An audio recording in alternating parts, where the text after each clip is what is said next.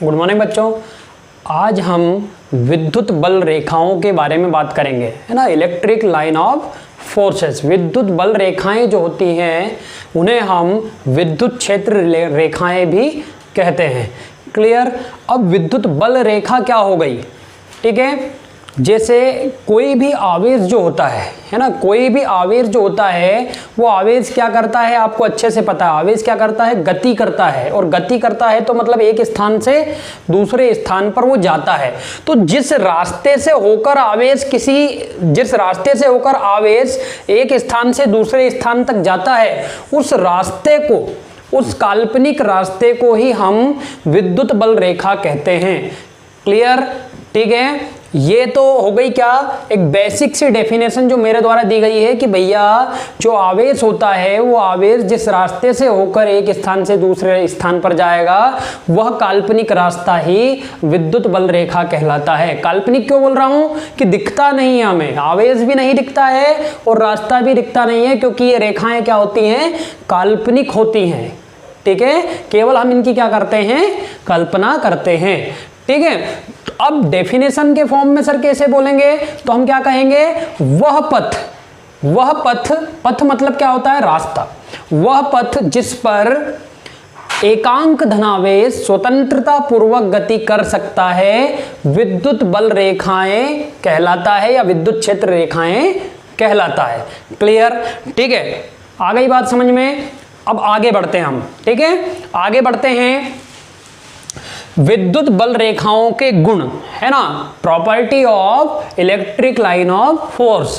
ठीक है। अब हम इसके गुणों के बारे में बात करते हैं कि इन रेखाओं में क्या क्या गुण होते हैं। ठीक है, चलिए। पहला गुण क्या होता है कि विद्युत बल रेखाएं धनावेश से प्रारंभ होकर अनंत को जाती हुई प्रतीत होती हैं। अगर कहीं पर एक धनावेश रखा हुआ है, ठीक है, ऐसे इस तरीके से, ठीक है। यहां पर देखो, अगर कोई धनावेश रखा हुआ है तो उस धनावेश से कैसे निकलेंगी, बाहर की ओर। ये बात मैं आपको विद्युत क्षेत्र की तीव्रता पढ़ाते समय भी बता चुका हूं कि प्लस आवेश से क्षेत्र हमेशा कहां होता है, बाहर की ओर होता है। ठीक है, देखो यहां पर प्लस क्यू आवेश बनाया हुआ है मैंने, जिससे रेखाएं कहां जा रही हैं, बाहर जा रही हैं, मतलब अनंत को जाती हुई प्रतीत होती हैं। ठीक है, क्लियर। सेकंड प्रॉपर्टी क्या होती है इसकी, सेकंड प्रॉपर्टी होती है विद्युत बल रेखाएं ऋणावेश पर अनंत से आती हुई प्रतीत होती हैं। अगर ये बल रेखाएं अनंत को जाती हैं तो ऋणावेश पर क्या करती हैं, अनंत से आती हुई प्रतीत होती है। अगर कहीं पर एक ऋणावेश रखा हुआ है तो उस पर जो काल्पनिक बल रेखाएं हैं वो अनंत से क्या होंगी, आती हुई प्रतीत होंगी, है ना, अनंत से आती हुई प्रतीत होती हैं।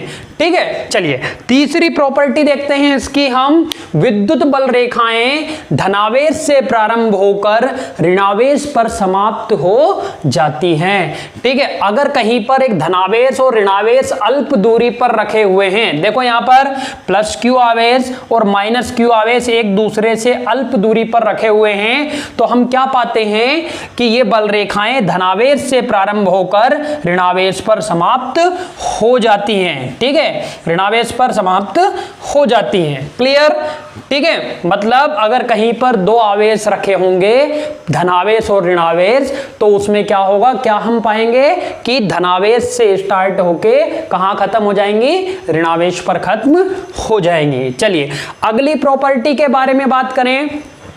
विद्युत बल रेखाएं एक दूसरे को कभी नहीं काटती। क्लियर, ये बल रेखाएं कभी भी एक दूसरे को कट नहीं करती हैं, कभी भी एक दूसरे को नहीं काटती हैं, है ना। ये बहुत ही इंपॉर्टेंट प्रॉपर्टियां हैं। अब है ना, अगली प्रॉपर्टी है कि विद्युत बल रेखा जो होती है वो एक खुला वक्र बनाती है। बहुत ही इंपॉर्टेंट प्रॉपर्टी। विद्युत बल रेखाएं हमेशा कैसा वक्र बनाती हैं, खुला वक्र बनाती हैं। बहुत बार कॉम्पिटिशन एग्जाम्स में पूछा जा चुका है, विद्युत बल रेखाएं खुला वक्र बनाती हैं। अब इसका संबंध क्या होता है, इसका संबंध चुंबकीय बल रेखाओं से होता है। इसलिए बहुत इंपॉर्टेंट हो जाता है क्वेश्चन, क्योंकि चुंबकीय बल रेखाएं जो होती हैं वो बंद वक्र बनाती हैं। बहुत इंपॉर्टेंट पॉइंट है। ठीक है, चलिए क्यों खुला वक्र है? देखो प्लस से गई और माइनस पे क्या हो गई, समाप्त हो गई। अगर माइनस से होती ही हुई वापस प्लस पे आ जाती तो हम क्या कहते हैं, बंद वक्र।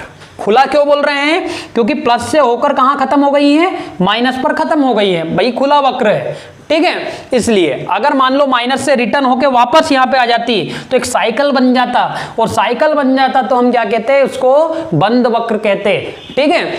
अब क्यों सर चुंबक में क्या होता है? देखो बच्चों, चुंबक में जो क्या होता है, एन और एस ध्रुव होते हैं चुंबक में, तो एन से होकर कहां जाती है, एस पर, और अंदर चुंबक के अंदर एस से एन पर, है ना, वो भी अपन बातें करेंगे। पहले हम प्रॉपर्टी देख लेते हैं, ठीक है।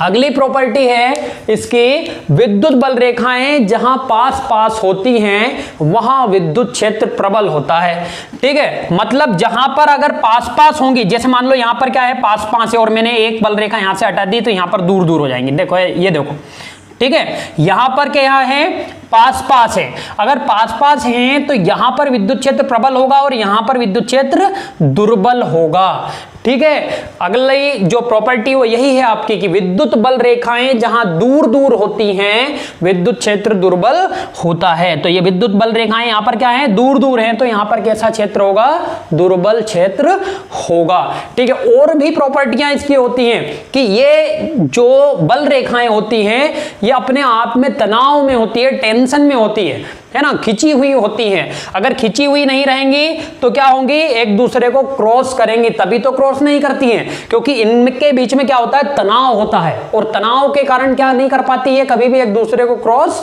नहीं कर पाती, ठीक है। चलिए अब हम आते हैं कि सर विद्युत बल रेखा और चुंबकीय बल रेखाओं में अंतर क्या होता है ना। तो बच्चों क्या अंतर होता है, जो विद्युत बल रेखा होती है वो खुला वक्र बनाती है ना। आप दोनों साइड लिखते चलें, मैं 2-3 अंतर बताऊंगा इंपॉर्टेंट। एक तरफ लिखें विद्युत बल रेखाएं, एक तरफ लिखें चुंबकीय बल रेखाएं, ठीक है ना।